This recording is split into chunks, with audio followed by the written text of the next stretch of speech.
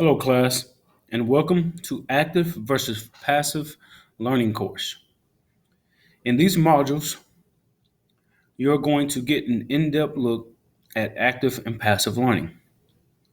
In the first module, you're going to gain knowledge on the differences between active and passive.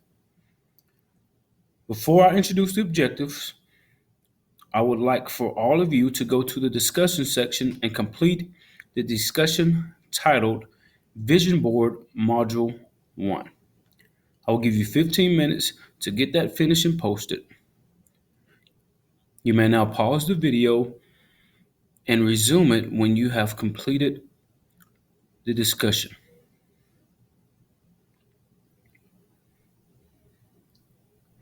Now that the discussion is completed, here are your learning objectives. The first objective reads, after a lesson on active and passive learning, students will be able to describe what type of learning each represents. Next, after a lesson on active and passive learning, students will be able to provide an example of each. And finally, after a lesson on active and passive learning, students will be able to explain the advantages and disadvantages of each.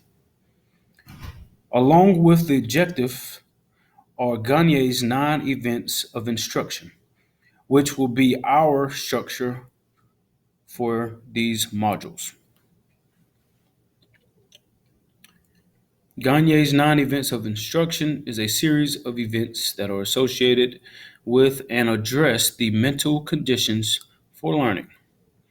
The 9 events are gaining attention of the students, informing students of the objectives, stimulating recall of prior learning, presenting the content, providing learning guidance, practice providing feedback, assessing performance, and enhancing retention and transfer. These events can help you build a framework to prepare and deliver instructional content while considering and addressing conditions for learning. Active learning. So, what is active learning? It is the method that involves students and the environment, is one of the student-centered learning. Active learning is one of engaged inquiry, where the teacher is not assumed to be a master of the subject, but rather plays the role of a co-learner. The student's role, on the other hand, is to be questioning, critical, and discriminating, and also trusting one's own judgment. Examples of active learning methods. You have hands-on labs, group problems, peer instruction, and games and challenges. What is passive learning? Passive learning is the traditional method of learning, and there is very little, if any, involvement of students. The environment is typically teacher focused.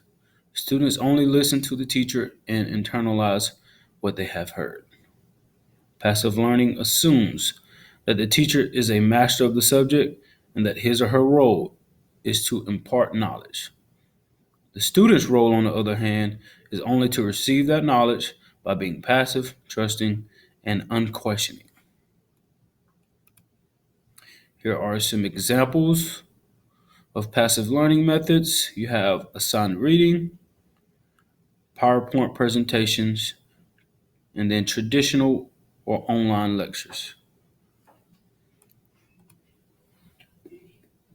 Moving on to the advantages. Active learning advantages increase critical thinking, provides frequent feedback on students' comprehension of the material. It gives the student a larger role in their learning environment. It increases the student's attention and it stimulates discussions. Moving on to passive learning, the advantages are it quickly presents variety of information, It allows lecture notes to be pre planned and reused.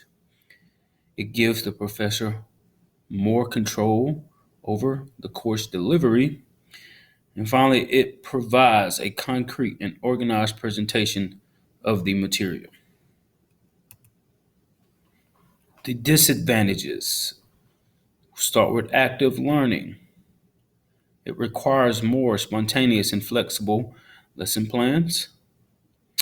It limits the amount of material that can be presented at once and create the potential for distractions if students are not monitored. Disadvantages for passive learning. It may sometimes appear boring or unrelatable. It presents fewer opportunities to assess students' comprehension. Students are more likely to shy away from voicing a misunderstanding, and then students are less involved in the learning experience. Thank you for your time. Hope you enjoyed this module.